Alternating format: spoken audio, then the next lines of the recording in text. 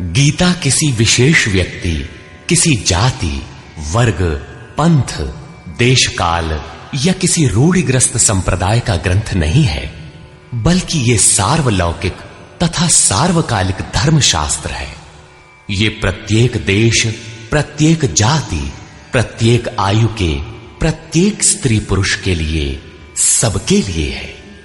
सचमुच गीता संपूर्ण मानव जाति का धर्मशास्त्र है और कितने गौरव की बात है कि गीता आपका धर्मशास्त्र है।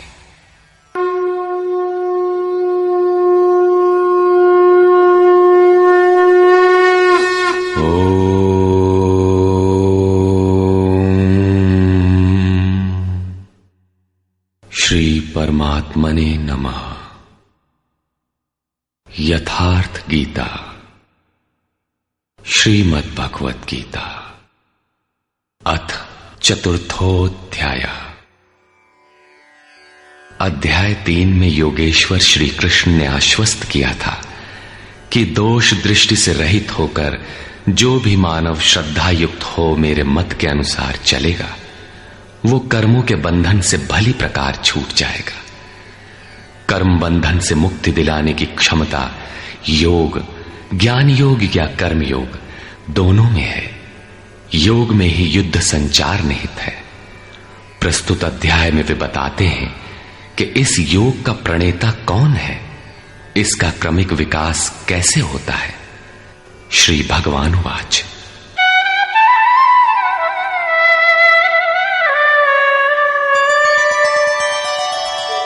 इमं विवस्वते योगं प्रोक्तवानहमव्ययम् विवस्वान्मनवे प्राह मनुरिक्ष्वाकवे ब्रवीत्। अर्जुन, मैंने इस अविनाशी योग को कल्प के आदि में विवस्वान अर्थात सूर्य के प्रति कहा। विवस्वान ने मनु से और मनु ने इक्ष्वाकु से कहा। किसने कहा? मैंने। श्री कृष्ण कौन थे?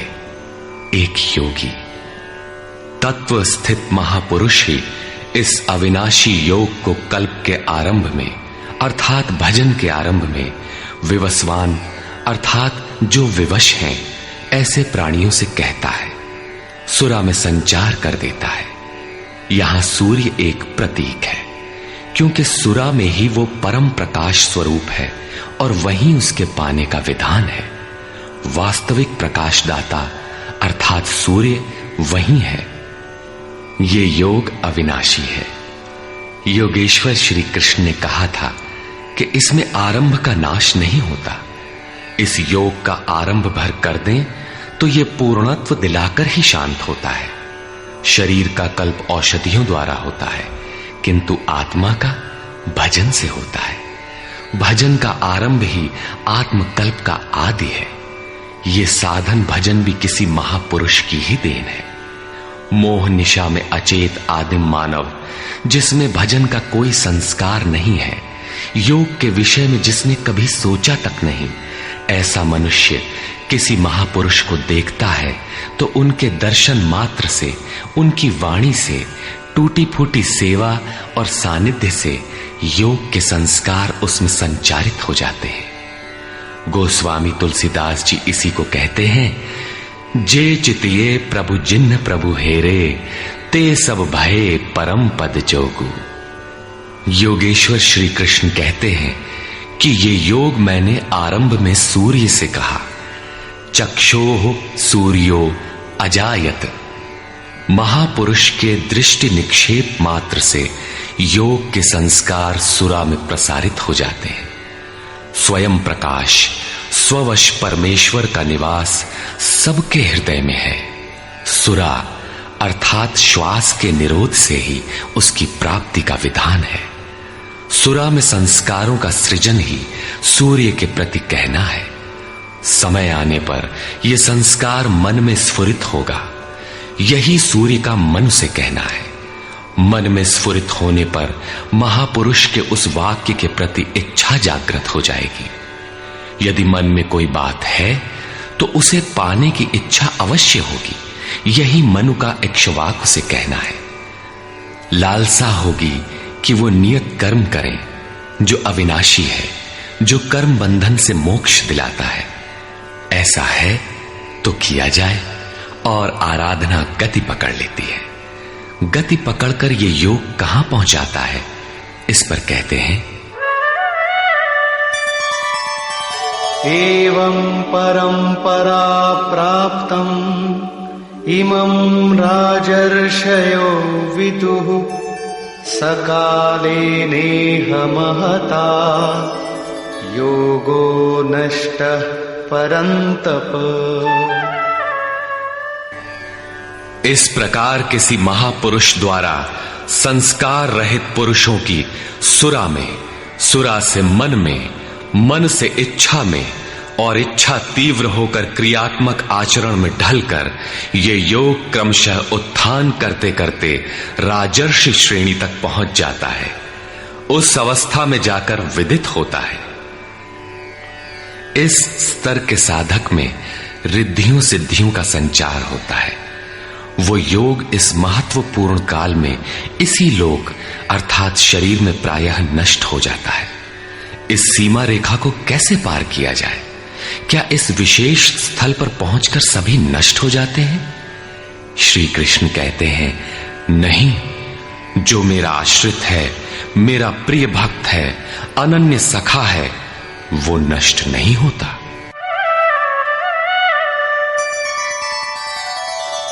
स एवायं मया तेद्य योगः प्रोक्तः पुरातनः भक्तोऽसि मे सखा चेति रहस्यं ह्येतदुत्तमम्। वो ही ये पुरातन योग अब मैंने तेरे लिए वर्णन किया है, क्योंकि तू मेरा भक्त और सखा है और ये योग उत्तम रहस्यपूर्ण है। अर्जुन क्षत्रिय श्रेणी का साधक था, राजर्ष की अवस्था वाला था, जहां रिद्धियों सिद्धियों के थपेड़े में साधक नष्ट हो जाता है। इस काल में भी योग कल्याण की मुद्रा में ही है, किंतु प्रायः साधक यहां पहुंचकर लड़खड़ा जाते हैं। ऐसा अविनाशी किंतु रहस्यमय योग श्री कृष्ण ने अर्जुन से कहा, क्योंकि नष्ट होने की अवस्था में अर्जुन था ही। क्यों कहा? इसलिए कि तू मेरा भक्त है, अनन्य भाव से मेरे आश्रित है, प्रिय है, सखा है। जिस परमात्मा की हमें चाह है, वो सद्गुरु परमात्मा आत्मा से अभिन्न होकर जब निर्देशन देने लगे, तभी वास्तविक भजन आरंभ होता है। यहां प्रेरक की अवस्था में परमात्मा और सद्गुरु एक दूसरे के पर्याय हैं। जिस सतह पर हम खड़े हैं, उसी स्तर पर जब स्वयं प्रभु हृदय में उतर आए, रोकथाम करने लगे, डगमगाने पर संभालें, तभी मन वश में हो पाता है। मन बस होई तबही जब प्रेरक प्रभु बरजे। जब तक इष्ट देव रथी होकर आत्मा से अभिन्न होकर प्रेरक के रूप में खड़े नहीं हो जाते, तब तक सही मात्रा में इस पथ में प्रवेश ही नहीं होता। वो साधक प्रत्याशी अवश्य है, लेकिन भजन उसके पास कहां? पूज्य गुरुदेव भगवान कहा करते थे, हो हम कई बार नष्ट होते होते बच गए, भगवान ने ही बचा लिया। भगवान ने ऐसे समझाया, ये कहा। हमने पूछा, महाराज जी, क्या भगवान भी बोलते हैं, बातचीत करते हैं? बोले, हां, हो, भगवान ऐसे बतियावत हैं जैसे हम तुम बतियाई, घंटों बतियाई और क्रम न टूटे। हमें उदासी हुई और आश्चर्य भी कि भगवान कैसे बोलते होंगे, ये तो बड़ी नई बात है। कुछ देर बाद महाराज जी बोले, काहे घबराता है, तो हूं से बतियाई हैं। अक्षरशः सत्य था उनका कथन, और यही सख्य भाव है। सखा की तरह वे निराकरण करते रहें, तभी इस नष्ट होने वाली स्थिति से साधक पार हो पाता है। अभी तक योगेश्वर श्री कृष्ण ने किसी महापुरुष द्वारा योग के आरंभ, इसमें आने वाले व्यवधान, उससे पार पाने का रास्ता बताया। इस पर अर्जुन ने प्रश्न किया। अर्जुन उवाच,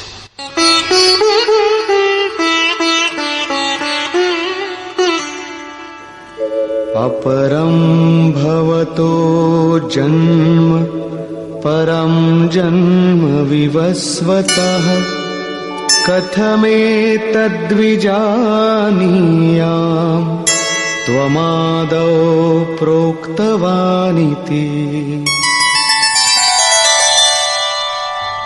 भगवान, आपका जन्म तो अपरम अब हुआ है और मेरे अंदर सुरा का संचार बहुत पुराना है, तो मैं कैसे मान लूं कि इस योग को भजन के आदि में आपने ही कहा था। इस पर योगेश्वर श्री कृष्ण महाराज बोले। श्री भगवान वाच,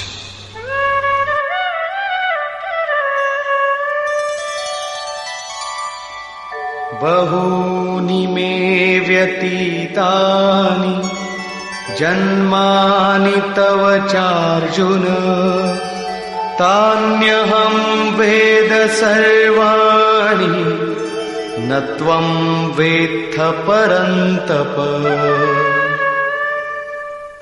अर्जुन, मेरे और तेरे बहुत से जन्म हो चुके हैं। हे परम तप, उन सबको तू नहीं जानता, किंतु मैं जानता हूं। साधक नहीं जानता, स्वरूपस्थ महापुरुष जानता है, अव्यक्त की स्थिति वाला जानता है। क्या आप सबकी तरह पैदा होते हैं? श्री कृष्ण कहते हैं, नहीं, स्वरूप की प्राप्ति शरीर प्राप्ति से भिन्न है। मेरा जन्म इन आंखों से नहीं देखा जा सकता। मैं अजन्मा, अव्यक्त, शाश्वत होते हुए भी शरीर के आधार वाला हूं। अवधू जीवत में कर आशा, मुए मुक्ति गुरु कहे स्वार्थी, झूठा दे विश्वासा। शरीर के रहते ही उस परम तत्व में प्रवेश पाया जाता है। लेश मात्र भी कमी है तो जन्म लेना पड़ता है। अभी तक अर्जुन श्री कृष्ण को अपने समान देहधारी समझता है। वो अंतरंग प्रश्न रखता है, क्या आपका जन्म वैसा ही है जैसा सबका है? क्या आप भी शरीरों की तरह पैदा होते हैं? श्री कृष्ण कहते हैं, अजोऽपि सन्नव्ययात्मा भूतानामीश्वरोऽपि सन् प्रकृतिं स्वामधिष्ठाय संभवाम्यात्ममायया। मैं विनाश रहित, पुनः जन्म रहित और समस्त प्राणियों के स्वर में संचारित होने पर भी अपनी प्रकृति को अधीन करके आत्म माया से प्रकट होता हूं। एक माया तो अविद्या है, जो प्रकृति में ही विश्वास दिलाती है, नीच एवं अधम योनियों का कारण बनती है। दूसरी माया है आत्म माया, जो आत्मा में प्रवेश दिलाती है, स्वरूप के जन्म का कारण बनती है। इसी को योग माया भी कहते हैं, जिससे हम विलग हैं। उस शाश्वत स्वरूप से ये जोड़ती है, मिलन कराती है। उस आत्मिक प्रक्रिया द्वारा मैं अपनी त्रिगुणमयी प्रकृति को अधीन करके ही प्रकट होता हूं। प्रायः लोग कहते हैं कि भगवान का अवतार होगा तो दर्शन कर लेंगे। श्री कृष्ण कहते हैं कि ऐसा कुछ नहीं होता कि कोई दूसरा देख सके। स्वरूप का जन्म पिंड रूप में नहीं होता। श्री कृष्ण कहते हैं, योग साधना द्वारा, आत्म माया द्वारा अपनी त्रिगुणमयी प्रकृति को स्ववश करके मैं क्रमशः प्रकट होता हूं। लेकिन किन परिस्थितियों में? यदा यदा हि धर्मस्य ग्लानिर्भवति भारत अभ्युत्थानमधर्मस्य तदात्मानं सृजाम्यहम्। हे अर्जुन, जब जब परम धर्म परमात्मा के लिए हृदय ग्लानि से भर जाता है, जब अधर्म की वृद्धि से भाविक पार पाते नहीं देखता, तब मैं आत्मा को रचने लगता हूं। जब आपका हृदय अनुराग से पूरित हो जाए, उस शाश्वत धर्म के लिए गदगद गिरा नयन बह नीरा की स्थिति आ जाए, जब प्रयत्न करके भी अनुरागी अधर्म का पार नहीं पाता, ऐसी परिस्थिति में मैं अपने स्वरूप को रचता हूं। अर्थात भगवान का आविर्भाव केवल अनुरागी के लिए है और यह अवतार किसी भाग्यवान साधक के अंतराल में होता है। आप प्रकट होकर करते क्या हैं? परित्राणाय साधूनां विनाशाय च दुष्कृतां धर्म संस्थापनार्थाय संभवामि युगे युगे। अर्जुन, साधूनां परित्राणाय परम साध्य एकमात्र परमात्मा है, जिसे साध लेने पर कुछ भी साधना शेष नहीं रह जाती। उस साध्य में प्रवेश दिलाने वाले विवेक, वैराग्य, शम दम इत्यादि दैवी संपद को निर्विघ्न प्रवाहित करने के लिए तथा दुष्कृताम, जिससे दूषित कार्य रूप लेते हैं, उन काम क्रोध राग द्वेषादि विजातीय प्रवृत्तियों को समूल नष्ट करने के लिए तथा धर्म को भली प्रकार स्थिर करने के लिए मैं युग युग में प्रकट होता हूं। युग का तात्पर्य सतयुग, त्रेता, द्वापर में नहीं। युग धर्मों का उतार चढ़ाव मनुष्यों के स्वभाव पर है। युग धर्म सदैव रहे हैं। मानस में संकेत है, नित जुग धर्म हो ही सब केरे, हृदय राम माया के प्रेरे। युग धर्म सभी के हृदय में नित्य होते रहते हैं।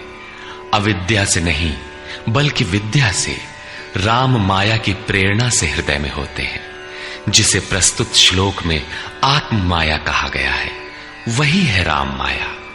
हृदय में राम की स्थिति दिला देने वाली, राम से प्रेरित है वो विद्या। कैसे समझा जाए कि अब कौन सा युग कार्य कर रहा है? तो शुद्ध सत्व समता विज्ञाना, कृत प्रभाव प्रसन्न मन जाना।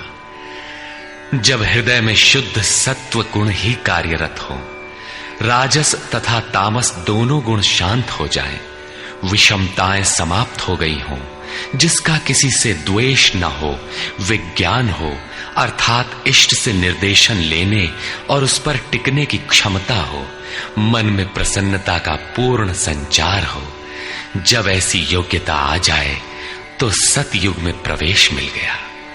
इसी प्रकार दो अन्य युगों का वर्णन किया और अंत में तामस बहुत रजो गुण थोरा, कलि प्रभाव विरोध चहु ओरा। तामस गुण भरपूर हो, किंचित राजसी गुण भी उसमें हो, चारों ओर वैर और विरोध हो, तो ऐसा व्यक्ति कलियुगीन है। जब तामसी गुण कार्य करता है तो मनुष्य में आलस्य, निद्रा, प्रमाद का बाहुल्य होता है। वो कर्तव्य जानते हुए भी उसमें प्रवृत्त नहीं हो सकता। निषिद्ध कर्म जानते हुए भी उससे निवृत्ति नहीं हो सकती। इस प्रकार युग धर्मों का उतार चढ़ाव मनुष्यों की आंतरिक योग्यता पर निर्भर है। किसी ने इन योग्यताओं को 4 युग कहा है, तो कोई इन्हें ही 4 वर्ण का नाम देता है, तो कोई इन्हें ही अति उत्तम, उत्तम, मध्यम और निकृष्ट 4 श्रेणी के साधक कहकर संबोधित करता है। प्रत्येक युग में इष्ट साथ देते हैं। हां, उच्च श्रेणी में अनुकूलता की भरपूरता प्रतीत होती है, निम्न युगों में सहयोग क्षीण प्रतीत होता है। संक्षेप में श्री कृष्ण कहते हैं कि साध्य वस्तु दिलाने वाले विवेक, वैराग्य इत्यादि को निर्विघ्न प्रवाहित करने के लिए तथा दूषण के कारक काम, क्रोध, राग, द्वेष इत्यादि का पूर्ण विनाश करने के लिए, परम धर्म परमात्मा में स्थिर रखने के लिए मैं युग युग में अर्थात हर परिस्थिति, हर श्रेणी में प्रकट होता हूं, बशर्ते कि ग्लानि हो। जब तक इष्ट समर्थन न दे तब तक आप समझ ही नहीं सकेंगे कि विकारों का विनाश हुआ अथवा अभी कितना शेष है। प्रवेश से पराकाष्ठा पर्यंत इष्ट हर श्रेणी में हर योग्यता के साथ रहते हैं। उनका प्राकट्य अनुरागी के हृदय में होता है। भगवान प्रकट हैं तब तो सभी दर्शन करते होंगे। श्री कृष्ण कहते हैं, नहीं। जन्म कर्म च मे दिव्यम् एवं यो वेत्ति तत्वतः त्यक्त्वा देहं पुनर्जन्म नैति मामेति सोऽर्जुन। अर्जुन, मेरा वो जन्म अर्थात ग्लानि के साथ स्वरूप की रचना तथा मेरा कर्म अर्थात दुष्कृतियों के कारणों का विनाश, साध्य वस्तु को दिलाने वाली क्षमताओं का निर्दोष संचार, धर्म की स्थिरता, ये कर्म और जन्म दिव्य अर्थात अलौकिक है, लौकिक नहीं है। इन चर्म चक्षुओं से उसे देखा नहीं जा सकता, मन बुद्धि से उसे मापा नहीं जा सकता। जब इतना गूढ़ है तो उसे देखता कौन है? केवल यो वेत्ति तत्वतः, केवल तत्वदर्शी ही मेरे इस जन्म और कर्म को देखता है और मेरा साक्षात करके वो पुनर्जन्म को नहीं प्राप्त होता बल्कि मुझे प्राप्त होता है। जब तत्वदर्शी ही भगवान के जन्म और कार्य को देख पाता है तो लोग लाखों की संख्या में भीड़ लगाए क्यों खड़े हैं कि कहीं अवतार होगा तो दर्शन करेंगे? क्या आप तत्वदर्शी हैं? महात्मा वेश में आज भी विविध तरीके से, मुख्यतः महात्मा वेश की आड़ में बहुत से लोग प्रचार करते फिरते हैं कि वे अवतार हैं, या उनके दलाल प्रचार कर देते हैं। लोग भेड़ की तरह अवतार को देखने टूट पड़ते हैं। किंतु श्री कृष्ण कहते हैं कि केवल तत्वदर्शी ही देख पाता है। अब तत्वदर्शी किसे कहते हैं? अध्याय 2 में सत असत का निर्णय देते हुए योगेश्वर श्री कृष्ण ने बताया था कि अर्जुन, असत वस्तु का अस्तित्व नहीं है और सत का तीनों कालों में कभी अभाव नहीं है। तो क्या आप ऐसा कहते हैं? बताया उन्होंने, नहीं, तत्वदर्शियों ने इसे देखा। न किसी भाषाविद ने देखा, न किसी समृद्धिशाली ने देखा। यहां पुनः बल देते हैं कि मेरा आविर्भाव तो होता है लेकिन उसे तत्वदर्शी ही देख पाता है। तत्वदर्शी एक प्रश्न है। ऐसा कुछ नहीं कि 5 तत्व हैं, 25 तत्व हैं, इनकी गणना सीख ली और हो गए तत्वदर्शी। श्री कृष्ण ने आगे बताया कि आत्मा ही परम तत्व है। आत्मा परम से संयुक्त होकर परमात्मा हो जाता है। आत्म साक्षात्कार करने वाला ही इस आविर्भाव को समझ पाता है। सिद्ध है कि अवतार किसी विरही अनुरागी के हृदय में होता है। आरंभ में उसे वो समझ नहीं पाता कि हमें कौन संकेत देता है, कौन मार्गदर्शन करता है, किंतु परम तत्व परमात्मा के दर्शन के साथ ही वो देख पाता है, समझ पाता है और फिर शरीर को त्याग कर पुनर्जन्म को प्राप्त नहीं होता। श्री कृष्ण ने कहा कि मेरा जन्म दिव्य है, इसे देखने वाला मुझे प्राप्त होता है। तो लोगों ने उनकी मूर्ति बना ली, पूजा करने लगे, आकाश में कहीं उनके निवास की कल्पना कर ली। ऐसा कुछ नहीं है। उन महापुरुषों का आशय केवल इतना था कि यदि आप निर्धारित कर्म करें तो पाएंगे कि आप भी दिव्य हैं। आप जो हो सकते हैं वो मैं हो गया हूं। मैं आपकी संभावना हूं, आपका ही भविष्य हूं। अपने भीतर आप जिस दिन ऐसी पूर्णता पा लेंगे तो आप भी वही होंगे जो श्री कृष्ण है। जो श्री कृष्ण का स्वरूप है वही आपका भी हो सकता है। अवतार कहीं बाहर नहीं होता।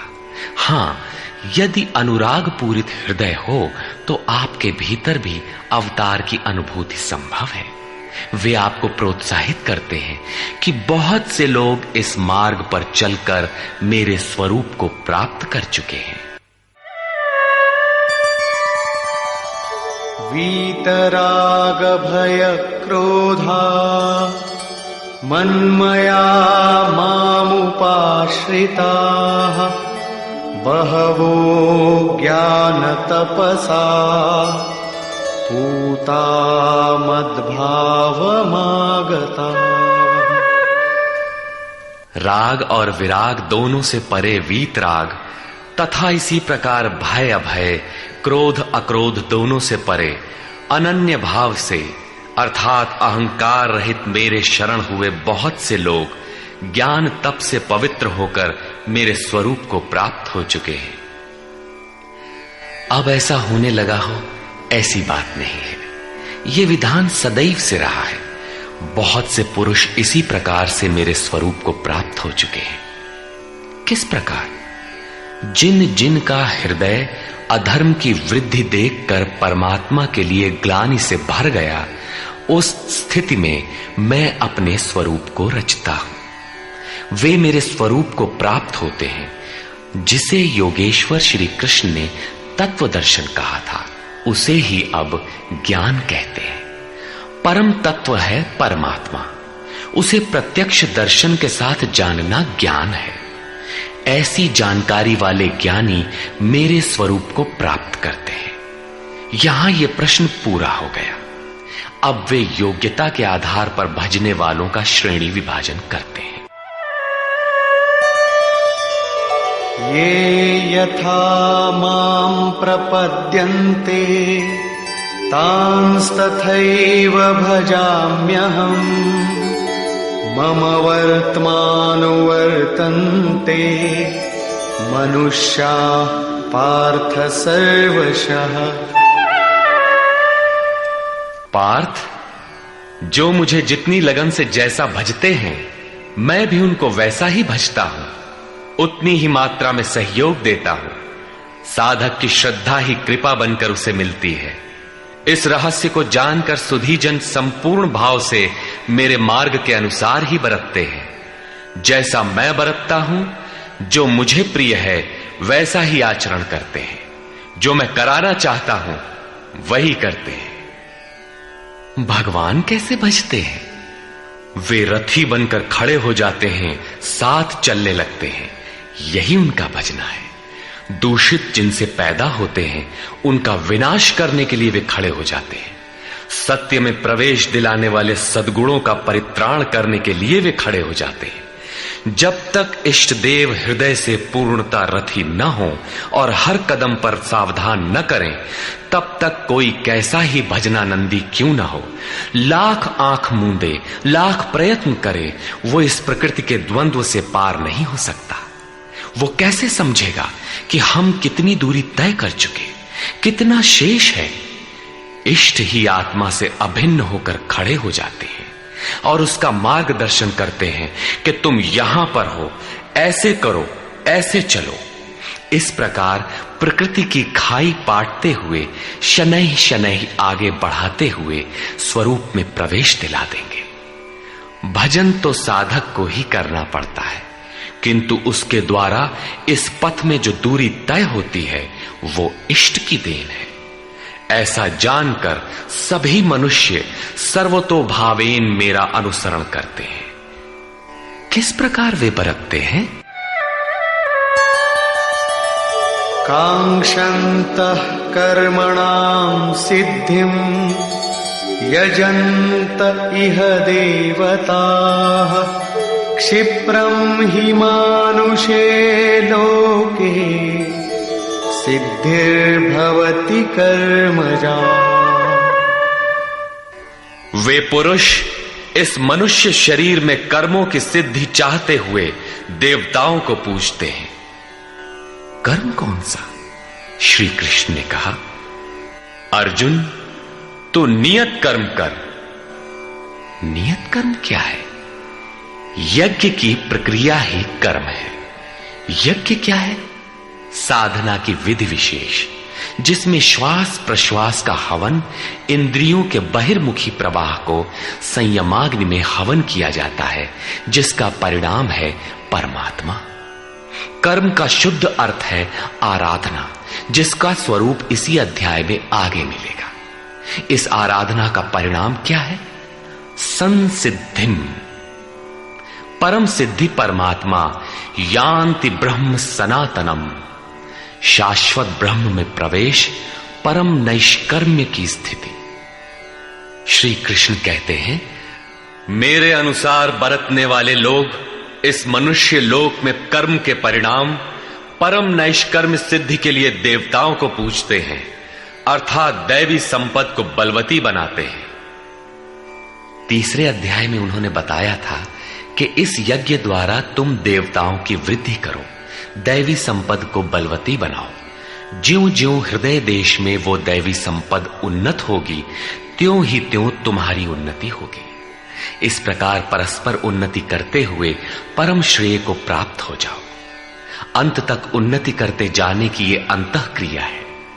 इसी पर बल देते हुए श्री कृष्ण कहते हैं कि मेरे अनुकूल बरतने वाले लोग इस मनुष्य शरीर में कर्मों की सिद्धि चाहते हुए दैवी संपद को बलवती बनाते हैं, जिससे वो नैष्कर्म्य सिद्धि शीघ्र ही होती है। वो असफल नहीं होती, सफल ही होती है। शीघ्र का तात्पर्य, क्या कर्म में प्रवृत्ति होते ही तत्क्षण ये परम सिद्धि मिल जाती है? श्री कृष्ण कहते हैं, नहीं, इस सोपान पर क्रमशः चढ़ने का विधान है। कोई छलांग लगाकर भावातीत ध्यान जैसा चमत्कार नहीं होता। इस पर देखें, चातुर्वर्ण्यं मया सृष्टं गुणकर्म विभागशः तस्य कर्तारमपि मां विद्य कर्तारमव्ययम्। अर्जुन, चातुर्वर्ण्यम मया सृष्टम, 4 वर्णों की रचना मैंने की। तो क्या मनुष्यों को 4 भागों में बांट दिया? श्री कृष्ण कहते हैं, नहीं, गुण कर्म विभागशः, गुणों के माध्यम से कर्म को 4 भागों में बांटा। गुण एक पैमाना है, मापदंड है। तामसी गुण होगा तो आलस्य, निद्रा, प्रमाद, कर्म में न प्रवृत्त होने का स्वभाव, जानते हुए भी अकर्तव्य से निवृत्ति न हो पाने की विवशता रहेगी। ऐसी अवस्था में साधन आरंभ कैसे करें? 2 घंटे आप आराधना में बैठते हैं, इस कर्म के लिए प्रयत्नशील होना चाहते हैं, किंतु 10 मिनट भी अपने पक्ष में नहीं पाते। शरीर अवश्य बैठा है, लेकिन जिस मन को बैठना चाहिए वो हवा से बातें कर रहा है, कुतर्कों का जाल बुन रहा है, तरंग पर तरंग छाई है। तो आप बैठे क्यों हैं? समय क्यों नष्ट करते हैं? उस समय केवल परिचर्यात्मकम कर्म शूद्रस्यापि स्वभावजम, जो महापुरुष अव्यक्त की स्थिति वाले हैं, अविनाशी तत्व में स्थित हैं, उनकी तथा इस पथ पर अग्रसर अपने से उन्नत लोगों की सेवा में लग जाओ। इससे दूषित संस्कार शमन होते जाएंगे, साधना में प्रवेश दिलाने वाले संस्कार सबल होते जाएंगे। क्रमशः तामसी गुण न्यून होने पर राजसी गुणों की प्रधानता तथा सात्विक गुण के स्वल्प संचार के साथ साधक की क्षमता वैश्य श्रेणी की हो जाती है। उस समय वही साधक इंद्रिय संयम, आत्मिक संपत्ति का संग्रह स्वभावतः करने लगेगा। कर्म करते करते उसी साधक में सात्विक गुणों का बाहुल्य हो जाएगा, राजसी गुण कम रह जाएंगे, तामसी गुण शांत रहेंगे। उस समय वही साधक क्षत्रिय श्रेणी में प्रवेश पालेगा। शौर्य, कर्म में प्रवृत्त रहने की क्षमता, पीछे न हटने का स्वभाव, सब भावों पर स्वामी भाव, प्रकृति के तीनों गुणों को काटने की क्षमता उसके स्वभाव में ढल जाएगी। वही कर्म और सूक्ष्म होने पर मात्र सात्विक गुण कार्यरत रह जाने पर मन का शमन, इंद्रियों का दमन, एकाग्रता, सरलता, ध्यान, समाधि, ईश्वरीय निर्देश, आस्तिकता इत्यादि ब्रह्म में प्रवेश दिलाने वाली स्वाभाविक क्षमता के साथ वही साधक ब्राह्मण श्रेणी का कहा जाता है। ये ब्राह्मण श्रेणी के कर्म की निम्नतम सीमा है। जब वही साधक ब्रह्म में स्थित हो जाता है, उस अंतिम सीमा में वो स्वयं में न ब्राह्मण रहता है, न क्षत्रिय, न वैश्य, न शूद्र, किंतु दूसरों के मार्गदर्शन हेतु वही ब्राह्मण है। कर्म एक ही है, नियत कर्म आराधना। अवस्था भेद से इसी कर्म को ऊंची नीची 4 सीढ़ियों में बांटा। किसने बांटा? किसी योगेश्वर ने बांटा, अव्यक्त स्थिति वाले महापुरुष ने बांटा। उसके कर्ता मुझ अविनाशी को अकर्ता ही जान। क्यों?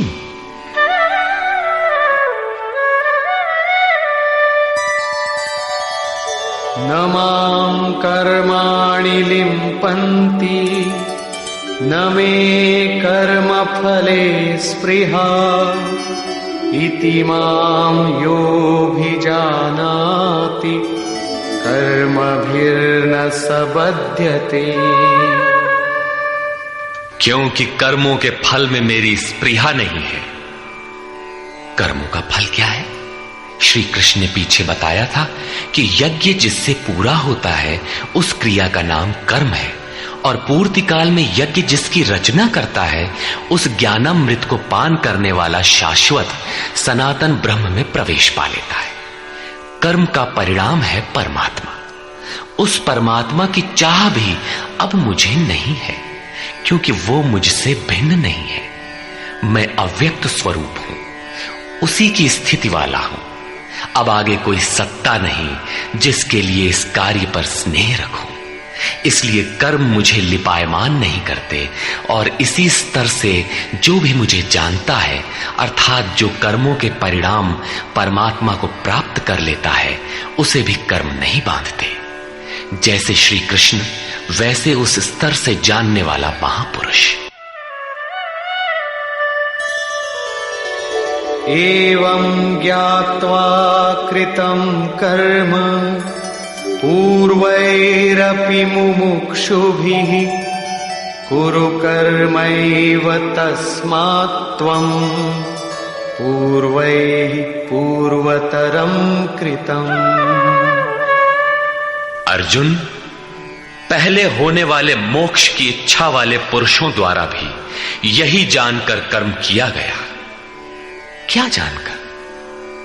यही कि जब कर्मों का परिणाम परमात्मा भिन्न न रह जाए, कर्मों के परिणाम परमात्मा की स्पृहा न रह जाने पर उस पुरुष को कर्म नहीं बांधते। श्री कृष्ण इसी स्थिति वाले हैं, इसलिए वे कर्म से लिपायमान नहीं होते, और उसी स्तर से हम जान लेंगे तो हमें भी कर्म नहीं बांधेगा। जैसा श्री कृष्ण, ठीक उसी स्तर से जो भी जान लेगा, वैसा ही वो पुरुष भी कर्म बंधन से मुक्त हो जाएगा। अब श्री कृष्ण भगवान, महात्मा, अव्यक्त, योगेश्वर या महायोगेश्वर जो भी रहे हों, वो स्वरूप सबके लिए है। यही समझकर पहले के मुमुक्षु पुरुषों ने, मोक्ष की इच्छा वाले पुरुषों ने कर्म पर कदम रखा। इसलिए अर्जुन, तू भी पूर्वजों द्वारा सदा से किए हुए इसी कर्म को कर। यही कल्याण का एकमात्र मार्ग है। अभी तक योगेश्वर श्री कृष्ण ने कर्म करने पर बल दिया, किंतु यह स्पष्ट नहीं किया कि कर्म क्या है। अध्याय 2 में उन्होंने कर्म का नाम मात्र लिया कि अब इसी को तू निष्काम कर्म के विषय में सुन। उसकी विशेषताओं का वर्णन किया कि यह जन्म मरण के महान भय से रक्षा करता है। कर्म करते समय सावधानी का वर्णन किया, लेकिन यह नहीं बताया कि कर्म क्या है।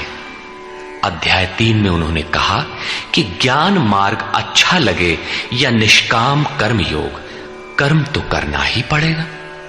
न कर्मों को त्यागने से कोई ज्ञानी होता है, और न कर्म को न आरंभ करने से कोई निष्कर्मी। हठवश जो नहीं करते वे दंभी है। इसलिए मन से इंद्रियों को वश में करके कर्म कर। कौन सा कर्म करें? तो बताया नियत कर्म कर। अब ये निर्धारित कर्म है कौन? तो बोले यज्ञ की प्रक्रिया ही नियत कर्म है। एक नवीन प्रश्न दिया कि यज्ञ क्या है जिसे करें तो कर्म हो जाए। वहां भी यज्ञ की उत्पत्ति बताई, उसकी विशेषताओं का वर्णन किया, किंतु यज्ञ नहीं बताया जिससे कर्म को समझा जा सके। अभी तक ये स्पष्ट नहीं हुआ कि कर्म क्या है। अब कहते हैं कि अर्जुन, कर्म क्या है, अकर्म क्या है, इस विषय में बड़े बड़े विद्वान भी मोहित हैं। उसे भली प्रकार समझ लेना चाहिए।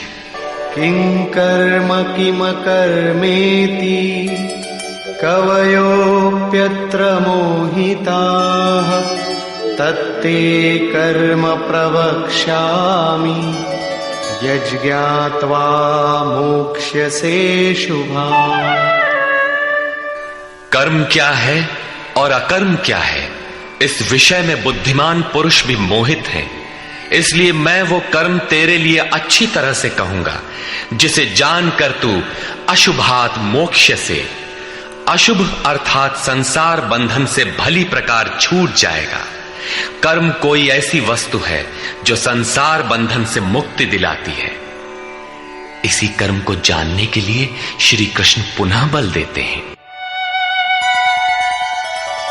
कर्मणो ह्यपि बोद्धव्यम् बोद्धव्यम् च विकर्मणः अकर्मणश्च बोद्धव्यम् गहना कर्मणो गतिः। कर्म का स्वरूप भी जानना चाहिए, अकर्म का स्वरूप भी समझना चाहिए, और विकर्म अर्थात विकल्प शून्य विशेष कर्म जो आप्त पुरुषों द्वारा होता है उसे भी जानना चाहिए, क्योंकि कर्म की गति गहन है। कतिपय लोगों ने विकर्म का अर्थ निषिद्ध कर्म, मन लगाकर किया गया कर्म इत्यादि किया है। वस्तुतः यहां वि उपसर्ग विशिष्टता का द्योतक है। प्राप्ति के पश्चात महापुरुषों के कर्म विकल्प शून्य होते हैं। आत्मस्थित, आत्मतृप्त, आत्मकाम महापुरुषों को न तो कर्म करने से कोई लाभ है और न छोड़ने से कोई हानि ही है। फिर भी वे पीछे वालों के हित के लिए कर्म करते हैं। ऐसा कर्म विकल्प शून्य है, विशुद्ध है, और यही कर्म विकर्म कहलाता है। उदाहरणार्थ, गीता में जहां भी किसी कार्य में वि उपसर्ग लगा है उसकी विशेषता का द्योतक है, निष्कृष्टता का नहीं। यथा योग युक्तो विशुद्धात्मा विजितात्मा जितेंद्रिय।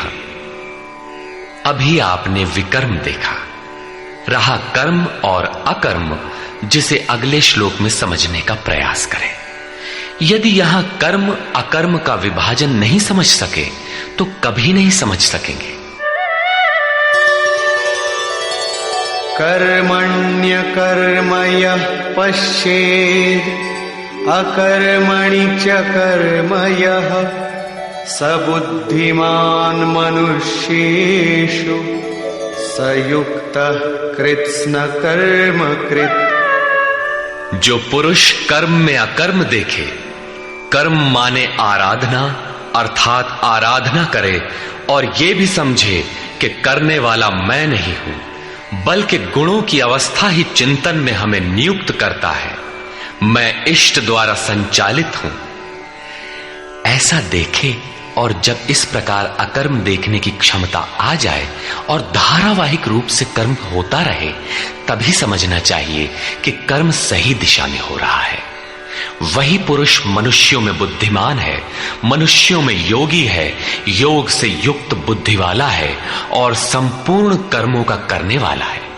उसके द्वारा कर्म करने में लेश मात्र भी त्रुटि नहीं रह जाती। कर्म का अर्थ है भजन, कर्म का अर्थ है योग साधना को भली प्रकार संपादित करना, जिसका विशद वर्णन इसी अध्याय में आगे आ रहा है। यहां कर्म और अकर्म का केवल विभाजन किया गया, जिससे कर्म करते समय उसे सही दिशा दी जा सके और उस पर चला जा सके।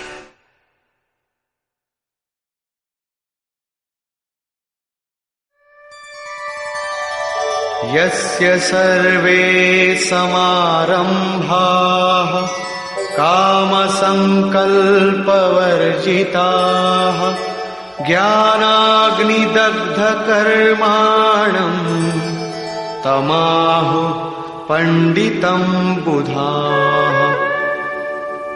अर्जुन, यस्य सर्वे समारंभाः, जिस पुरुष के द्वारा संपूर्णता से आरंभ की हुई क्रिया काम संकल्प वर्जिता, क्रमशः उत्थान होते होते इतनी सूक्ष्म हो गई कि वासना और मन के संकल्प विकल्प से ऊपर उठ गई।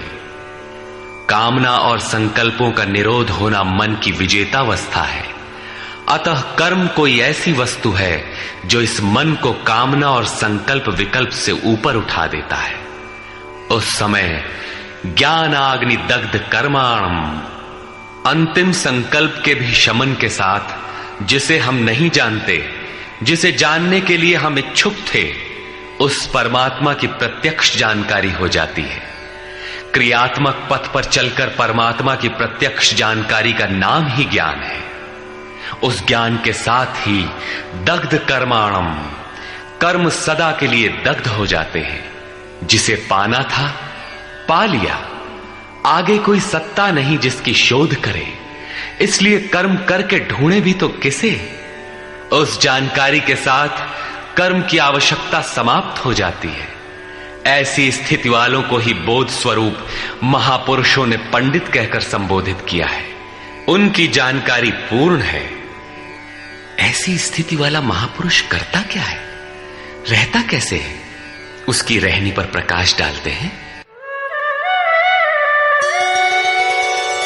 त्यक्त्वा कर्मफला संगम नित्य तृप्तो निराश्रयः कर्मण्यभिप्रवृत्तोऽपि नैव किंचित् करोति सः।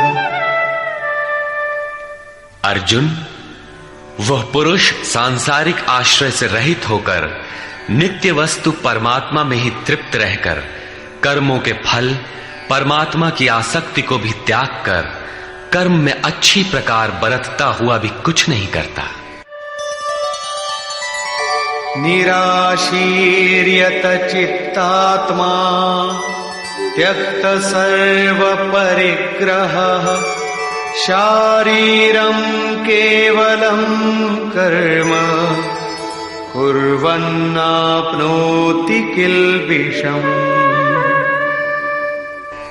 जिसने अंतःकरण और शरीर को जीत लिया है, भोगों की संपूर्ण सामग्री जिसने त्याग दी है, ऐसे आशा रहित पुरुष का शरीर केवल कर्म करता दिखाई भर पड़ता है। वस्तुतः वो करता धरता कुछ नहीं, इसलिए पाप को प्राप्त नहीं होता।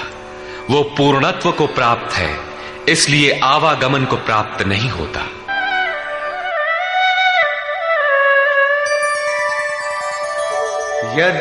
यदृच्छालाभ संतुष्टो द्वन्द्वातीतो विमत्सरः समः सिद्धावसिद्धौ च कृत्वापि न निबध्यते।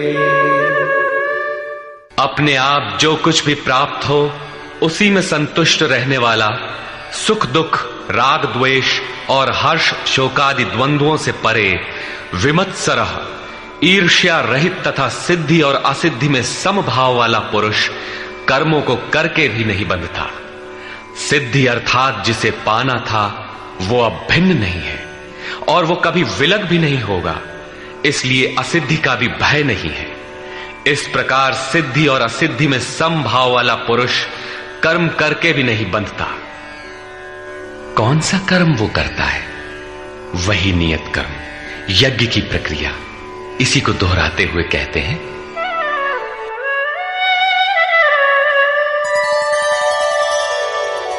गत संगस्य मुक्तस्य ज्ञानावस्थित चेतसः यज्ञायाचरतः कर्म समग्रं प्रविलीयते।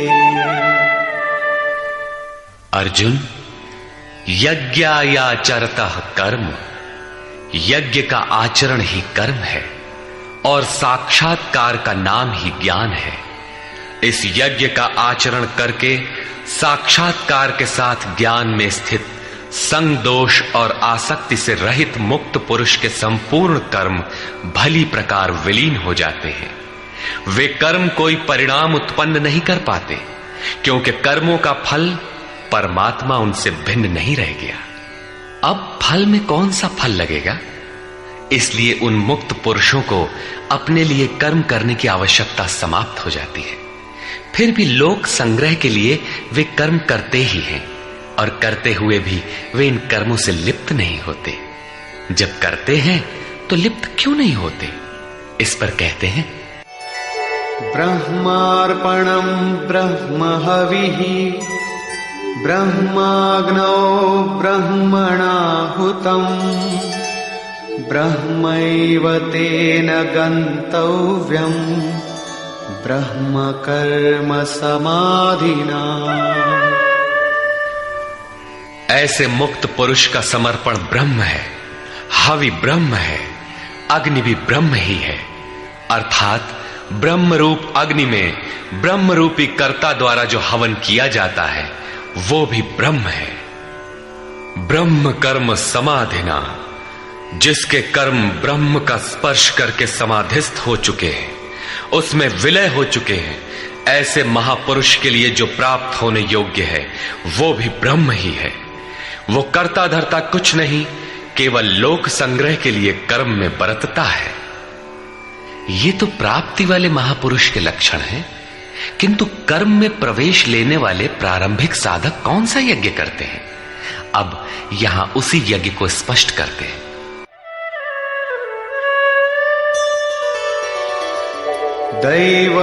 दैवमेवापरे यज्ञं योगिनः पर्युपासते ब्रह्माग्नावपरे यज्ञं यज्ञेनैवोपजुह्वति। गत श्लोक में योगेश्वर श्री कृष्ण ने परमात्म स्थित महापुरुषों के यज्ञ का निरूपण किया, किंतु दूसरे योगी जो अभी उस तत्व में स्थित नहीं हुए हैं, क्रिया में प्रवेश करने वाले हैं, वे आरंभ कहां से करें?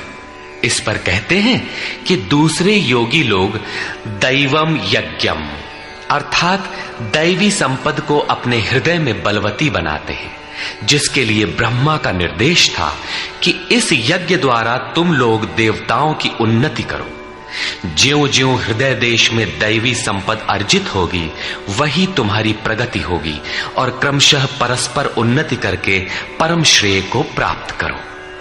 दैवी संपद को हृदय देश में बलवती बनाना प्रवेशिका श्रेणी के योगियों का यज्ञ है। वो दैवी संपद अध्याय 16 के आरंभिक 3 श्लोकों में वर्णित है। जो हैं तो सब में केवल महत्वपूर्ण कर्तव्य समझकर उनकी जागृति करें, उनमें लगे। इन्हीं को इंगित करते हुए योगेश्वर ने कहा कि अर्जुन, तू शोक मत कर, क्योंकि तू दैवी संपद को प्राप्त हुआ है। तू मुझ में निवास करेगा, मेरे ही शाश्वत स्वरूप को प्राप्त करेगा, क्योंकि ये दैवी संपद परम कल्याण के लिए ही है। और इसके विपरीत आसुरी संपद नीच और अधम योनियों का कारण है। इसी आसुरी संपद का हवन होने लगता है, इसलिए ये यज्ञ है और यहीं से यज्ञ का आरंभ है। दूसरे योगी ब्रह्माग्नौ पर ब्रह्म परमात्म रूप अग्नि में यज्ञ के द्वारा ही यज्ञ का अनुष्ठान करते हैं। श्री कृष्ण ने आगे बताया कि इस शरीर में अधियज्ञ मैं हूं। यज्ञों का अधिष्ठाता अर्थात यज्ञ जिसमें विलय होते हैं वो पुरुष मैं हूं। श्री कृष्ण एक योगी थे, सद्गुरु थे। इस प्रकार दूसरे योगी जन ब्रह्म रूपी अग्नि में यज्ञ अर्थात यज्ञ स्वरूप सद्गुरु को उद्देश्य बनाकर यज्ञ का अनुष्ठान करते हैं। सारांशतः सद्गुरु के स्वरूप का ध्यान करते हैं। श्रोत्रादीनीन्द्रियाण्यन्ये संयमाग्निषु जुह्वति शब्दादीन् विषयानन्य इंद्रियाग्निषु जुह्वति। अन्य योगी जन श्रोत्रादिक अर्थात श्रोत्र, नेत्र, त्वचा, जिह्वा, नासिका सब इंद्रियों को संयम रूपी अग्नि में हवन करते हैं, अर्थात इंद्रियों को विषयों से समेटकर संयत कर लेते हैं। यहां आग नहीं जलती। जैसे अग्नि में डालने से हर वस्तु भस्मसात हो जाती है, ठीक इसी प्रकार संयम ही एक अग्नि है जो इंद्रियों के संपूर्ण बहिर्मुखी प्रवाह को दग्ध कर देता है। दूसरे योगी लोग शब्दादिक अर्थात शब्द, स्पर्श, रूप, रस और गंध विषयों को इंद्रिय रूपी अग्नि में हवन कर देते हैं, अर्थात उनका आशय बदलकर साधना परक बना लेते हैं। साधक को संसार में रहकर ही तो भजन करना है। सांसारिक लोगों के भले बुरे शब्द उससे टकराते ही रहते हैं। विषयोत्तेजक ऐसे शब्दों को सुनते ही साधक उनके आशय को योग, वैराग्य सहायक, वैराग्योत्तेजक भावों में बदलकर इंद्रिय रूपी अग्नि में हवन कर देते हैं। जैसे कि एक बार अर्जुन अपने चिंतन में रत था, अकस्मात उसके कर्ण कुहरों में संगीत लहरी झंझना उठी। उसने सिर उठाकर देखा तो उर्वशी खड़ी थी, जो एक वेश्या थी। सभी उसके रूप पर मुग्ध हो झूम रहे थे, किंतु अर्जुन ने उसे स्नेहिल दृष्टि से मातृवत देखा। उस शब्द रूप से मिलने वाले विकार विलीन हो गए, इंद्रियों के अंतराल में ही समाहित हो गए। यहां इंद्रिय ही अग्नि है।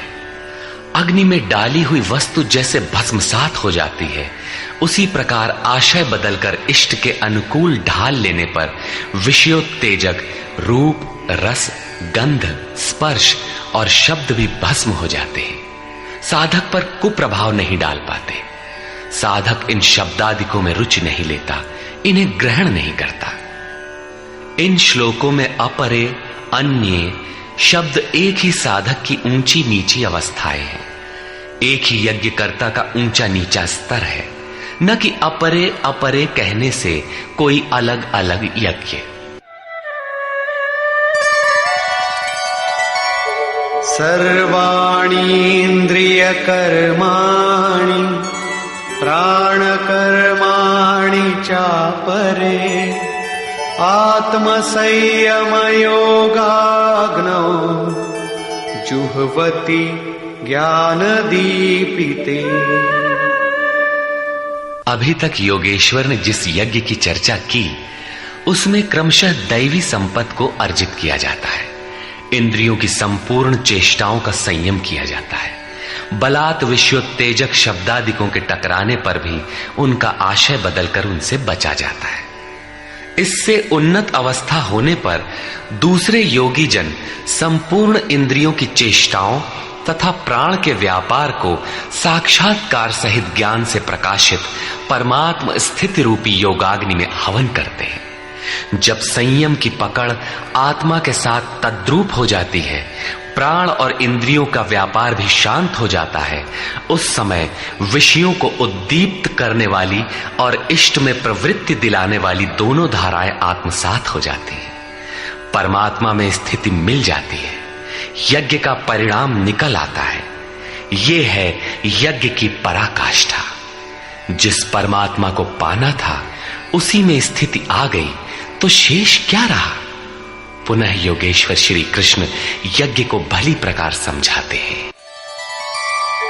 द्रव्य यज्ञास्तपो यज्ञा योग यज्ञास्तथा परे स्वाध्याय ज्ञान यज्ञाश्च यतयः संशितव्रता। अनेक लोग द्रव्य यज्ञ करते हैं, अर्थात आत्मपथ में महापुरुषों की सेवा में पत्र पुष्प अर्पण करते हैं। वे समर्पण के साथ महापुरुषों की सेवा में द्रव्य लगाते हैं। श्री कृष्ण आगे कहते हैं कि भक्ति भाव से पत्र पुष्प फल जल जो कुछ भी मुझे देता है उसे मैं खाता हूं और उसका परम कल्याण सृजन करने वाला होता हूं। यह भी यज्ञ ही है। हर आत्मा की सेवा करना, भूले हुए को आत्म पथ पर लाना द्रव्य यज्ञ है, क्योंकि प्राकृतिक संस्कारों को जलाने में समर्थ है। इसी प्रकार कई पुरुष तपोयज्ञ, स्वधर्म पालन में इंद्रियों को तपाते हैं, अर्थात स्वभाव से उत्पन्न क्षमता के अनुसार यज्ञ की निम्न और उन्नत अवस्थाओं के बीच तपते हैं। इसी पथ की अल्पज्ञता में पहली श्रेणी का साधक शूद्र परिचर्या द्वारा, वैश्य दैवी संपद के संग्रह द्वारा, क्षत्रिय काम क्रोधादि के उन्मूलन द्वारा और ब्राह्मण ब्रह्म में प्रवेश की योग्यता के स्तर से इंद्रियों को तपाता है। सबको एक जैसा परिश्रम करना पड़ता है। वास्तव में यज्ञ एक ही है, अवस्था के अनुसार ऊंची नीची श्रेणियां गुजरती जाती है। पूज्य महाराज जी कहते थे, मन सहित इंद्रियों और शरीर को लक्ष्य के अनुरूप तपाना ही तप कहलाता है। ये लक्ष्य से दूर भागेंगे, इन्हें समेट कर उधर ही लगाओ। अनेक पुरुष योग यज्ञ का आचरण करते हैं। प्रकृति में भटकती हुई आत्मा का प्रकृति से परे परमात्मा से मिलन का नाम योग है। योग की परिभाषा अध्याय 6/23 में दृष्टव्य है। सामान्यतः दो वस्तुओं का मिलन योग कहलाता है। कागज से कलम मिल गया, थाली और मेज मिल गए तो क्या योग हो गया? नहीं, ये तो पंचभूतों से निर्मित पदार्थ हैं, एक ही हैं, दो कहां? दो प्रकृति और पुरुष हैं। प्रकृति में स्थित आत्मा अपने ही शाश्वत रूप परमात्मा में प्रवेश पा जाता है तो प्रकृति पुरुष में विलीन हो जाती है। यही योग है। अतः अनेक पुरुष इस मिलन में सहायक शम, दम इत्यादि नियमों का भली प्रकार आचरण करते हैं। योग यज्ञ करने वाले तथा अहिंसादि तीक्ष्ण व्रतों से युक्त यत्नशील पुरुष स्वाध्याय ज्ञान यज्ञाश्च, स्वयं का अध्ययन, स्वरूप का अध्ययन करने वाले ज्ञान यज्ञ के कर्ता है। यहां योग के अंगों अर्थात यम, नियम, आसन, प्राणायाम, प्रत्याहार, धारणा, ध्यान और समाधि, इनको अहिंसादि तीक्ष्ण व्रतों से निर्दिष्ट किया गया है। अनेक लोग स्वाध्याय करते हैं। पुस्तक पढ़ना तो स्वाध्याय का आरंभिक स्तर मात्र है। विशुद्ध स्वाध्याय है स्वयं का अध्ययन, जिससे स्वस्वरूप की उपलब्धि होती है, जिसका परिणाम है ज्ञान अर्थात साक्षात्कार। यज्ञ का अगला चरण बताते हैं। अपाने जुह्वति प्राणम्, प्राणे पानं तथा परे, प्राणापान गतिरुद्ध्वा प्राणायाम परायणा। बहुत से योगी अपान वायु में प्राण वायु का हवन करते हैं और उसी प्रकार प्राण वायु में अपान वायु का हवन करते हैं। इससे सूक्ष्म अवस्था हो जाने पर अन्य योगी जन प्राण और अपान दोनों की गति रोककर प्राणायाम के परायण हो जाते हैं। जिसे श्री कृष्ण प्राण अपान कहते हैं, उसी को महात्मा बुद्ध अनापान कहते हैं। इसी को उन्होंने श्वास प्रश्वास भी कहा है। प्राण वो श्वास है जिसे आप भीतर खींचते हैं और अपान वो श्वास है जिसे आप बाहर छोड़ते हैं। योगियों की अनुभूति है कि आप श्वास के साथ बाह्य वायुमंडल के संकल्प भी ग्रहण करते हैं और प्रश्वास में इसी प्रकार आंतरिक भले बुरे चिंतन की लहर फेंकते रहते हैं। बाह्य किसी संकल्प का ग्रहण न करना प्राण का हवन है तथा भीतर संकल्पों को न उठने देना अपान का हवन है। न भीतर से किसी संकल्प का स्फुरण हो और न ही बाह्य दुनिया में चलने वाले चिंतन अंदर क्षोभ उत्पन्न कर पाए।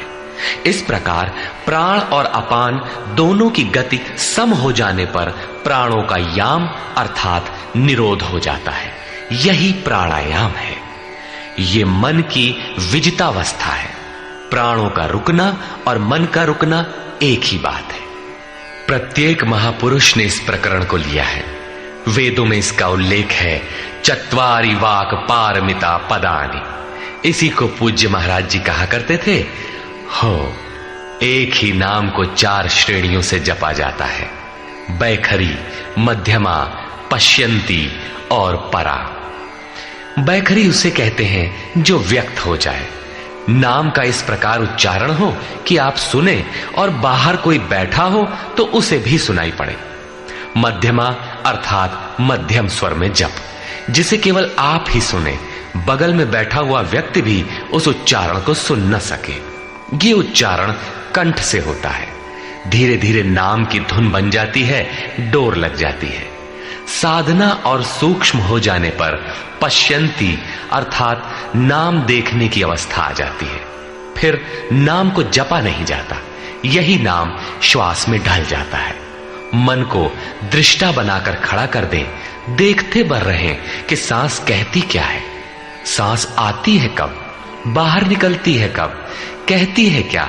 महापुरुषों का कहना है कि ये सांस नाम के सिवाय और कुछ कहती ही नहीं। साधक नाम का जप नहीं करता, केवल उससे उठने वाली धुन को सुनता है, सांस को देखता भर है, इसलिए इसे पश्यंती कहते हैं। पश्यंती में मन को दृष्टा के रूप में खड़ा करना पड़ता है, किंतु साधन और उन्नत हो जाने पर सुनना भी नहीं पड़ता। एक बार सुरत लगा भर दे, स्वतः सुनाई देगा। जपय न जपावे अपने से आवे, न स्वयं जपो न मन को सुनने के लिए बाध्य करो, और जप चलता रहे। इसी का नाम है अजपा। ऐसा नहीं कि जप प्रारंभ ही न करें और आ गई अजपा। यदि किसी ने जप नहीं प्रारंभ किया तो अजपा नाम की कोई वस्तु भी उसके पास नहीं होगी। अजपा का अर्थ है हम न जपें किंतु जाप हमारा साथ न छोड़े। एक बार सूरत का कांटा लगा भर दें तो जप प्रवाहित हो जाए और अनवरत चलता रहे। इस स्वाभाविक जप का नाम है अजपा, और यही है परावाणी का जप। ये प्रकृति से परे तत्व परमात्मा में प्रवेश दिलाती है। इसके आगे वाणी में कोई परिवर्तन नहीं है। परम का दिग्दर्शन करा के उसी में विलीन हो जाती है, इसलिए इसे परा कहते हैं। मन श्वास के साथ जुड़ा है।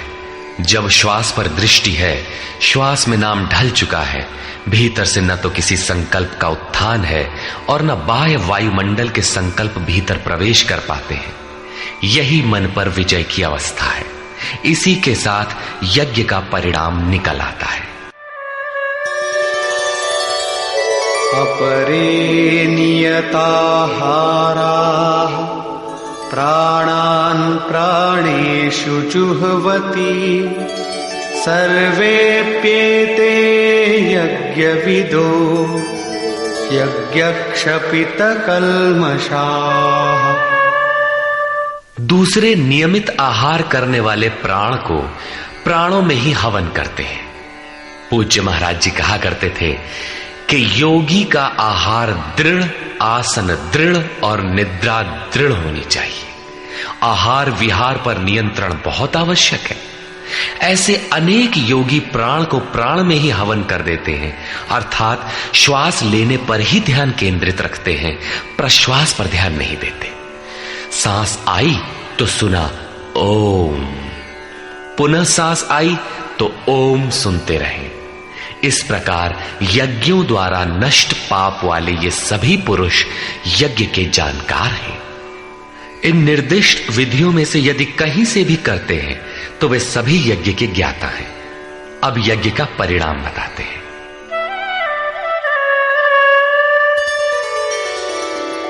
यज्ञशिष्टामृतभुजो यान्ति ब्रह्म सनातनम् नायं लोकोऽस्त्ययज्ञस्य कुतोऽन्यः कुरु सत्तम। कुरुश्रेष्ठ अर्जुन, यज्ञ शिष्टामृत भुज, यज्ञ जिसकी सृष्टि करता है, जिसे अवशेष छोड़ता है, वो है अमृत। उसकी प्रत्यक्ष जानकारी ज्ञान है। उस ज्ञानामृत को भोगने अर्थात प्राप्त करने वाले योगी जन यान्ति ब्रह्म सनातनम, शाश्वत सनातन पर ब्रह्म को प्राप्त होते हैं। यज्ञ कोई ऐसी वस्तु है जो पूर्ण होते ही सनातन पर ब्रह्म में प्रवेश दिला देती है। यज्ञ न करें तो आपत्ति क्या है? श्री कृष्ण कहते हैं कि यज्ञ रहित पुरुष को पुनः ये मनुष्य लोक अर्थात मानव शरीर भी सुलभ नहीं होता, फिर अन्य लोग कैसे सुखदायी होंगे? उसके लिए तो तिर्यक योनियां सुरक्षित है, इससे अधिक कुछ नहीं। अतः यज्ञ करना मनुष्य मात्र के लिए नितांत आवश्यक है।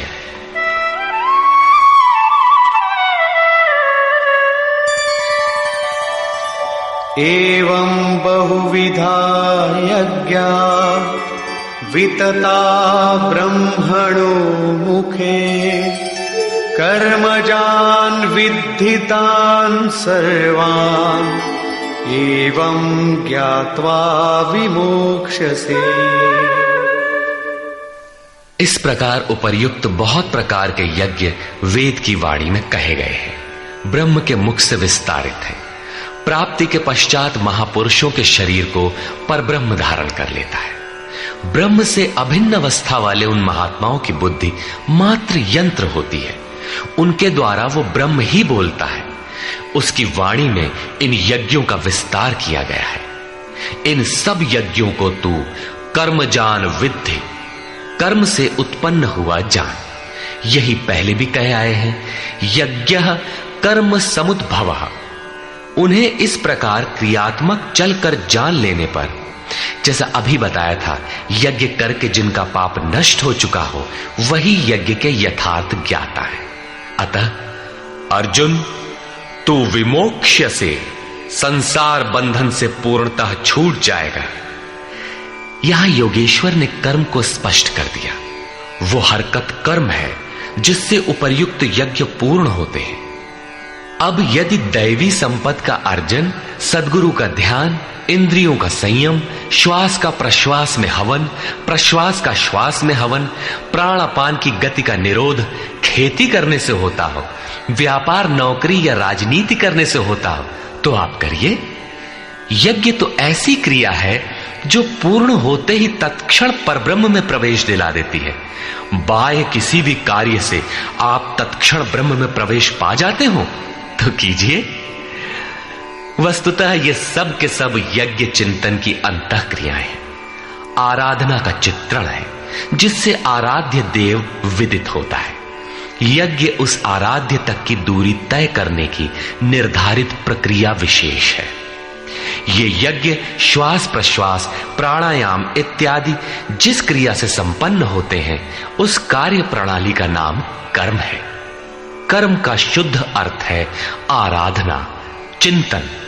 प्रायः लोग कहते हैं कि संसार में कुछ भी किया जाए हो गया कर्म, कामना से रहित होकर कुछ भी करते जाओ हो गया निष्काम कर्मयोग। कोई कहता है कि अधिक लाभ के लिए विदेशी वस्त्र बेचते हैं तो आप सकामी हैं, देश सेवा के लिए स्वदेशी बेचें तो हो गया निष्काम कर्मयोग। निष्ठापूर्वक नौकरी करें, हानि लाभ की चिंता से मुक्त होकर व्यापार करें, हो गया निष्काम कर्मयोग। जय पराजय की भावना से मुक्त होकर युद्ध करें, चुनाव लड़ें, हो गए निष्कर्मी। मरोगे तो मुक्ति हो जाएगी। वस्तुतः ऐसा कुछ भी नहीं है। योगेश्वर श्री कृष्ण ने स्पष्ट शब्दों में बताया कि इस निष्काम कर्म में निर्धारित क्रिया एक ही है, व्यवसायात्मिका बुद्धि रेकेह कुरुनंदन। अर्जुन, तू निर्धारित कर्म को कर। यज्ञ की प्रक्रिया ही कर्म है। यज्ञ क्या है? श्वास प्रश्वास का हवन, इंद्रियों का संयम, यज्ञ स्वरूप महापुरुष का ध्यान, प्राणायाम, प्राणों का निरोध। ये यज्ञ जिससे होने लगे उस क्रिया का नाम कर्म है। संपूर्ण गीता में एक भी श्लोक ऐसा नहीं है जो सांसारिक कार्य व्यापारों का समर्थन करता हो। प्रायः यज्ञ का नाम आने पर लोग बाहर एक यज्ञ वेदी बनाकर तिल जौ लेकर स्वाहा बोलते हुए हवन प्रारंभ कर देते हैं। ये एक धोखा है। द्रव्य यज्ञ दूसरा है जिसे श्री कृष्ण ने कई बार कहा, किंतु पशु बलि, वस्तुदाह इत्यादि से इसका कोई संबंध नहीं है। श्रेयान् द्रव्यमयाद् यज्ञात् ज्ञानयज्ञः परन्तप सर्वं कर्माखिलं पार्थ ज्ञाने परिसमाप्यते। अर्जुन, सांसारिक द्रव्यों से सिद्ध होने वाले यज्ञ की अपेक्षा ज्ञान यज्ञ, जिसका परिणाम ज्ञान अर्थात साक्षात्कार है, यज्ञ जिसकी सृष्टि करता है, उस अमृत तत्व की जानकारी का नाम ज्ञान है। ऐसा यज्ञ श्रेयस्कर है, परम कल्याणकारी है। हे पार्थ, संपूर्ण कर्म ज्ञान में शेष हो जाते हैं। परिसमाप्यते, भली प्रकार समाहित हो जाते हैं। ज्ञान यज्ञ की पराकाष्ठा है। उसके पश्चात कर्म किए जाने से न कोई लाभ है और न छोड़ देने से उस महापुरुष की कोई क्षति ही होती है। इस प्रकार भौतिक द्रव्यों से होने वाले यज्ञ भी यज्ञ है, किंतु उस यज्ञ की तुलना में जिसका परिणाम साक्षात्कार है, उस ज्ञान यज्ञ की अपेक्षा अत्यंत अल्प है। आप करोड़ का हवन करें, सैकड़ों यज्ञ वेदी बना लें, सतपथ पर द्रव्य लगावें, साधु संत महापुरुषों की सेवा में द्रव्य लगावें, किंतु इस ज्ञान यज्ञ की अपेक्षा अल्प है। वस्तुतः यज्ञ श्वास प्रश्वास का है, इंद्रियों के संयम का है, मन के निरोध का है, जैसा श्री कृष्ण अभी बता आए हैं। इस यज्ञ को प्राप्त कहां किया जाए, उसकी विधि कहां से सीखें?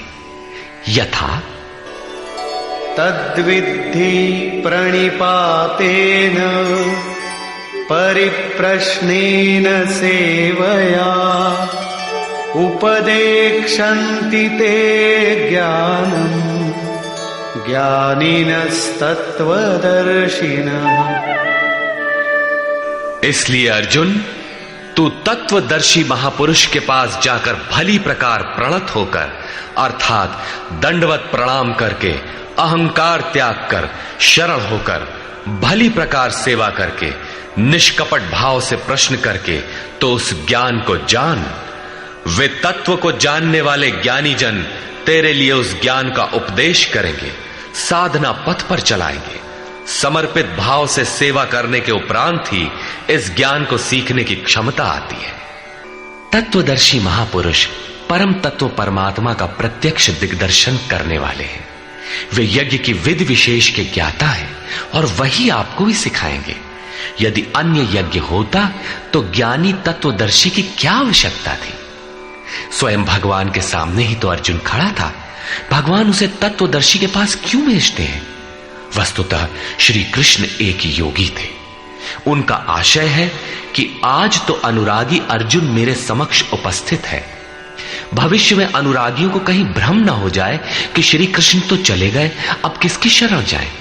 इसलिए उन्होंने स्पष्ट किया कि तत्वदर्शी के पास जाओ, वे ज्ञानी जन तुझे उपदेश देंगे और यज्ञात्वा न पुनर्मोहम् एवं यास्यसि पांडव येन भूतान्यशेषेण द्रक्ष्यस्यात्मन्यथो मयि। उस ज्ञान को उनके द्वारा समझकर तू इस प्रकार फिर कभी मोह को प्राप्त नहीं होगा। उनसे दी गई जानकारी के द्वारा उस पर चलते हुए तू अपनी आत्मा के अंतर्गत संपूर्ण भूतों को देखेगा, अर्थात सभी प्राणियों में इसी आत्मा का प्रसार देखेगा। जब सर्वत्र एक ही आत्मा के प्रसार को देखने की क्षमता आ जाएगी, उसके पश्चात तू मुझ में प्रवेश करेगा। अतः उस परमात्मा को पाने का साधन तत्व स्थित महापुरुष के द्वारा है। ज्ञान के संबंध में, धर्म और शाश्वत सत्य के संबंध में श्री कृष्ण के अनुसार किसी तत्वदर्शी से ही पूछने का विधान है।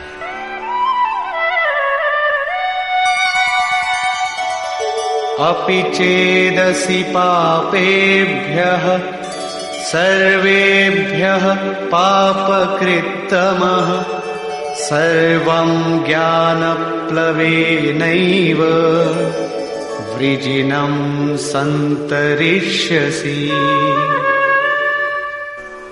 यदि तू सब पापियों से भी अधिक पाप करने वाला है, तब भी ज्ञान रूपी नौका द्वारा सभी पापों से निसंदेह भली प्रकार तर जाएगा।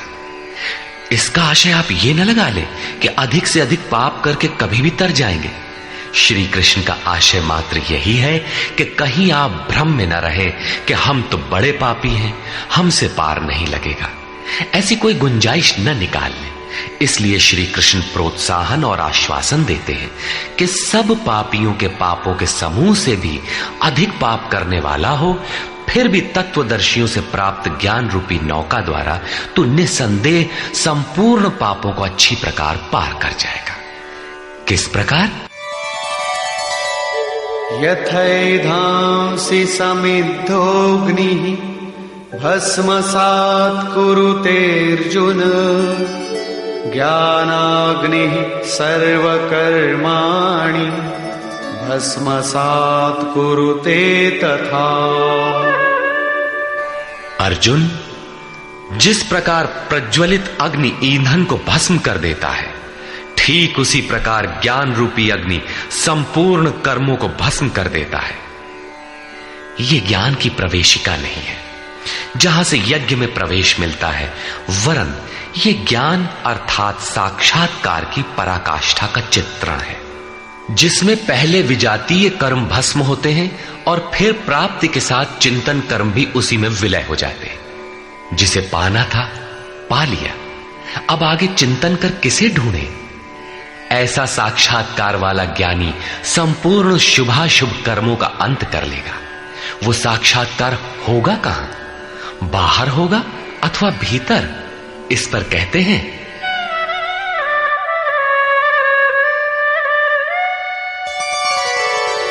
नहि ज्ञानेन सदृशं पवित्रमिह विद्यते तत्स्वयं योग संसिद्धः कालेनात्मनि विन्दति।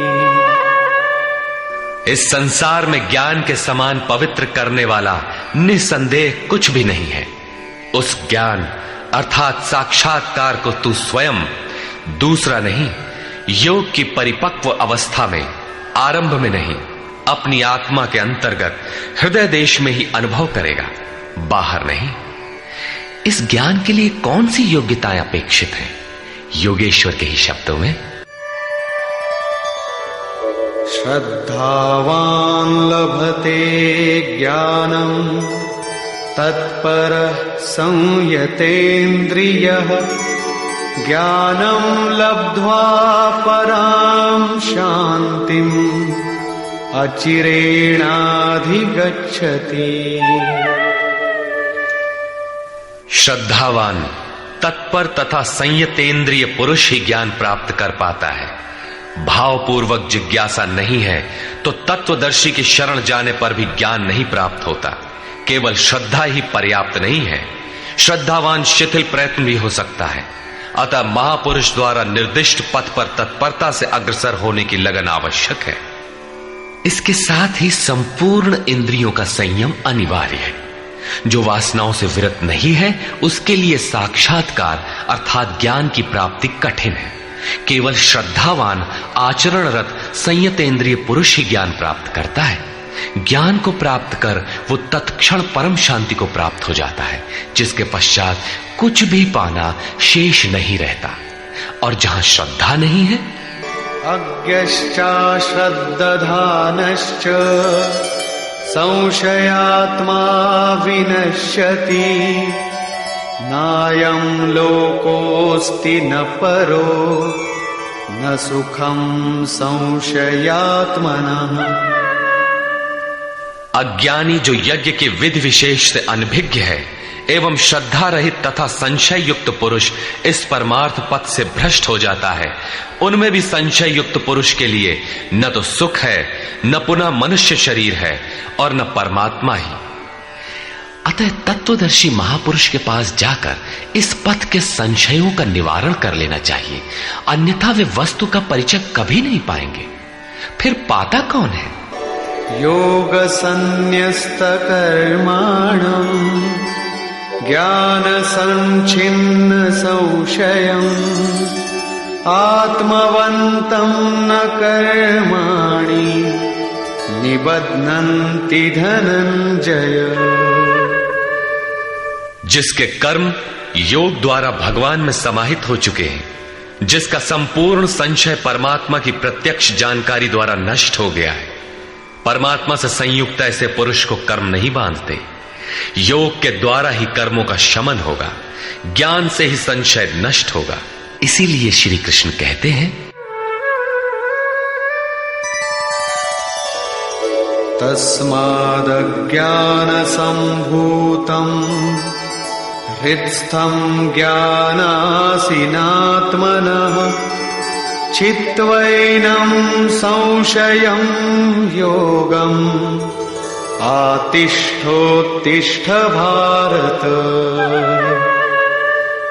इसलिए भरतवंशी अर्जुन, तू योग में स्थित हो और अज्ञान से उत्पन्न हुए हृदय में स्थित अपने संशय को ज्ञान रूपी तलवार से काट युद्ध के लिए खड़ा हो। जब साक्षात्कार में बाधक संशय शत्रु मन के भीतर है तो बाहर कोई किसी से क्यों लड़ेगा? वस्तुतः जब आप चिंतन पथ पर अग्रसर होते हैं तब संशय से उत्पन्न बाह्य प्रवृत्तियां बाधा के रूप में स्वाभाविक है। ये शत्रु के रूप में भयंकर आक्रमण करती है। संयम के साथ यज्ञ की विधि विशेष का आचरण करते हुए इन विकारों का पार पाना ही युद्ध है, जिसका परिणाम परम शांति है। यही अंतिम विजय है, जिसके पीछे हार नहीं है। निष्कर्ष, इस अध्याय के आरंभ में योगेश्वर श्री कृष्ण ने कहा कि इस योग को आरंभ में मैंने सूर्य के प्रति कहा, सूर्य ने मनु से और मनु ने इक्ष्वाकु के प्रति कहा और उनसे राजर्षियों ने जाना। मैंने अथवा अव्यक्त स्थिति वाले ने कहा। महापुरुष भी अव्यक्त स्वरूप वाला ही है। शरीर तो उसके रहने का मकान मात्र है। ऐसे महापुरुष की वाणी में परमात्मा ही प्रवाहित होता है। ऐसे किसी महापुरुष से योग सूर्य द्वारा संचारित होता है। उस परम प्रकाश रूप का प्रसार सुरा के अंतराल में होता है, इसलिए सूर्य के प्रति कहा। श्वास में संचारित होकर वे संस्कार रूप में आ गए। सुरा में संचित रहने पर समय आने पर वही मन में संकल्प बनकर आ जाता है। उसकी महत्ता समझने पर मन में उस वाक्य के प्रति इच्छा जागृत होती है और योग कार्य रूप ले लेता है। क्रमशः उत्थान करते करते यह योग रिद्धियों सिद्धियों की राजर्षित्व श्रेणी तक पहुंचने पर नष्ट होने की स्थिति में जा पहुंचता है। किंतु जो प्रिय भक्त हैं, अनन्य सखा हैं, उसे महापुरुष ही संभाल लेते हैं। अर्जुन के प्रश्न करने पर कि आपका जन्म तो अब हुआ है, योगेश्वर श्री कृष्ण ने बताया, अव्यक्त, अविनाशी, अजन्मा और संपूर्ण भूतों में प्रवाहित होने पर भी आत्म माया योग प्रक्रिया द्वारा अपनी त्रिगुणमयी प्रकृति को वश में करके मैं प्रकट होता हूं। प्रकट होकर करते क्या है? साध्य वस्तुओं को परित्राण देने तथा जिनसे दूषित उत्पन्न होते हैं उनका विनाश करने के लिए, परम धर्म परमात्मा को स्थिर करने के लिए मैं आरंभ से पूर्ति पर्यंत पैदा होता हूं। मेरा वह जन्म और कर्म दिव्य है, उसे केवल तत्वदर्शी ही जान पाते हैं। भगवान का आविर्भाव तो कलयुग की अवस्था में ही हो जाता है। यदि सच्ची लगन हो किंतु आरंभिक साधक समझ ही नहीं पाता कि यह भगवान बोल रहे हैं या यूं ही संकेत मिल रहे हैं। आकाश से कौन बोलता है? महाराज जी बताते थे कि जब भगवान कृपा करते हैं, आत्मा से रथी हो जाते हैं, तो खंबे से, वृक्ष से, पत्ते से, शून्य से, हर स्थान से बोलते और संभालते हैं। उत्थान होते होते जब परम तत्व परमात्मा विदित हो जाए, तभी स्पर्श के साथ ही वो स्पष्ट समझ पाता है। इसलिए अर्जुन, मेरे उस स्वरूप को तत्वदर्शियों ने देखा और मुझे जानकर वे तत्क्षण मुझ में ही प्रविष्ट हो जाते हैं, जहां से पुनः आवागमन में नहीं आते। इस प्रकार उन्होंने भगवान के आविर्भाव की विधि को बताया कि वह किसी अनुरागी के हृदय में होता है, बाहर कदापि नहीं। श्री कृष्ण ने बताया, मुझे कर्म नहीं बांधते और इस स्तर से जो जानता है उसे भी कर्म नहीं बांधते। यही समझकर मुमुक्ष पुरुषों ने कर्म का आरंभ किया था कि उस स्तर से जानेंगे तो जैसे श्री कृष्ण, वैसा ही उस स्तर से जानने वाला वह पुरुष, और जान लेने पर वैसा ही वह मुमुक्ष अर्जुन। यह उपलब्धि निश्चित है यदि यज्ञ किया जाए। यज्ञ का स्वरूप बताया, यज्ञ का परिणाम परम तत्व परम शांति बताया। इस ज्ञान को पाया कहां जाए? इस पर किसी तत्वदर्शी के पास जाने और उन्हें विधियों से पेश आने को कहा, जिससे वे महापुरुष अनुकूल हो जाए। योगेश्वर ने स्पष्ट किया कि वह ज्ञान तू स्वयं आचरण करके पाएगा, दूसरे के आचरण से तुझे नहीं मिलेगा। वह भी योग की सिद्धि के काल में प्राप्त होगा, प्रारंभ में नहीं। वह ज्ञान अर्थात साक्षात्कार हृदय देश में होगा, बाहर नहीं। श्रद्धालु, तत्पर, संयतेंद्रिय एवं संशय रहित पुरुष ही इसे प्राप्त करता है। अतः हृदय में स्थित अपने संशय को वैराग्य की तलवार से काट। यह हृदय देश की लड़ाई है। बाह्य युद्ध से गीतोक्त युद्ध का कोई प्रयोजन नहीं है। इस अध्याय में योगेश्वर श्री कृष्ण ने मुख्य रूप से यज्ञ का स्वरूप स्पष्ट किया और बताया कि यज्ञ जिससे पूरा होता है उसे करने अर्थात कार्य प्रणाली का नाम कर्म है। कर्म को भली प्रकार इसी अध्याय में स्पष्ट किया। अतः ओम तत्सदिति श्रीमद् भगवद गीता सूपनिषत्सु ब्रह्म विद्यायाम योग शास्त्रे श्री कृष्णार्जुन संवादे यज्ञ कर्म स्पष्टीकरण नाम चतुर्थो अध्यायः। इस प्रकार स्वामी अड़गड़ानंद कृत श्रीमद् भगवद गीता के भाष्य यथार्थ गीता का चौथा अध्याय पूर्ण होता है। हरि ओम तत्सत।